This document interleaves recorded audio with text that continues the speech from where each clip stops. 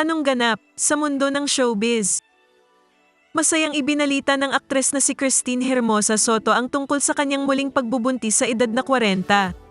Sa pinakabagong Instagram post ni Christine nitong Lunes 19 ng Pebrero, inamin niya na hindi niya inaasahang darating ang isang bagong sanggol sa kanilang pamilya.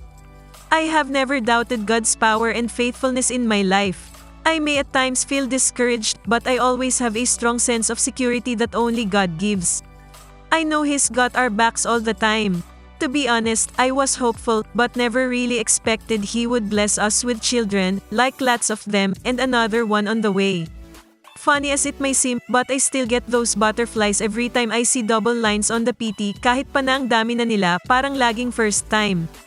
Iba't ibang level ng overwhelming emotions each stage of every pregnancy. Ibang level din when you can already see and hear the heartbeat. Lahad ni Christine. Sa nangyaring ito, isa lang daw ang natitiyak ni Christine. We really cannot limit God's power. Even how impossible it may seem, God's plans will always come into completion whether we like or not. Akala ko noon, last na si Isaac, ngayon, hindi ko na talaga alam kay God. Saad pa ng aktres.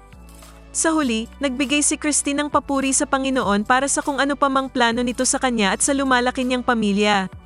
Sa kasalukuyan, may 5 silang anak ng asawa niyang si Oyo Soto na sina Andrea Bliss, Christian Daniel, Caleb Hans, Marvic Valentin, and Vittorio Isaac.